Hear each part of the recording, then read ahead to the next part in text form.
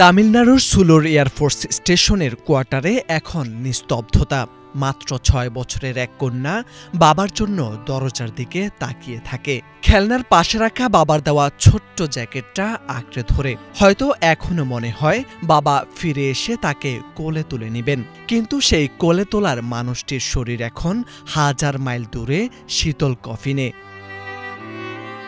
দুবাইয়ের ঝকঝকে নীল আকাশে তেজস যুদ্ধবিমান যখন উড়ছিল, তখন কেউ ভাবতেও পারেনি কয়েক সেকেন্ডের মধ্যে একটি পরিবার চিরজীবনের জন্য ভেঙে পড়বে।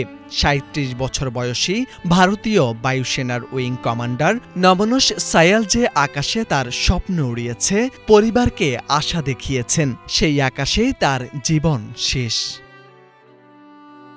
দুবাই এয়ার শোতে বিশেষ কৌশল প্রদর্শনের সময় আচমকা ভারসাম্য হারায় তেজস।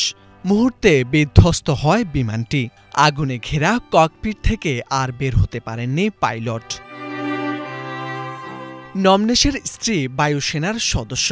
কলকাতায় ফোর্সে থাকার সময় পেলেন স্বামীর মৃত্যু সংবাদ। নিজের কাজের কঠোরতা সামলে তিনি জানতেন, আকাশে উঠতে হয় ভয় নিয়ে, নয়তো দায়িত্ব নিয়ে। কিন্তু এখন সেই দায়িত্বই তার জীবন থেকে ছিনিয়ে নিয়েছে সবচেয়ে আপন মানুষটিকে। হিমাচলের কাংড়া জেলার বাড়ি থেকে সামরিক জীবনে পৌঁছানো নমনোস ছিলেন পরিবারের গর্ব। তার বাবা জগন্নাথ সায়াল প্রাক্তন সামরিক মেডিকেল কর্পস কর্মী ছিলেন, পরে হন স্কুলের প্রিন্সিপাল। ছেলের সাফল্য নিয়ে তার মুখে ছিল গর্বের হাসি। এখন একই মুখে তার শুধু একটাই প্রশ্ন, এত বড় আকাশ, কিন্তু ছেলেকে আর জায়গা দিল না কেন? নমনেশের জন্মভূমি হিমাচল নিস্তব্ধ।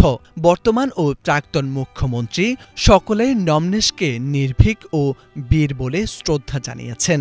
পাহাড়ি এলাকার মানুষের কাছে নমনোস ছিলেন অনুপ্রেরণা, স্বপ্ন দেখার সাহসের নাম। সেই স্বপ্নই চূর্ণবিচূর্ণ ভয়াবহ দুর্ঘটনায়। ভারতীয় প্রযুক্তিতে তৈরি গর্বের নাম তেজস লাইট কমব্যাট এয়ারক্রাফট। ২৪ বছরে দ্বিতীয় দুর্ঘটনা এটি। হয়তো যান্ত্রিক ত্রুটি, নয়তো গতি বা উচ্চতার সমস্যা। তদন্ত কমিটি জানাবে এর কারণ। পরিবার বলছেন, তদন্ত যতই গভীর হোক, ঘরের খালি চেয়ারে আর কেউ বসবে না। মোর্শেদা আলম, বাংলা ভিশন।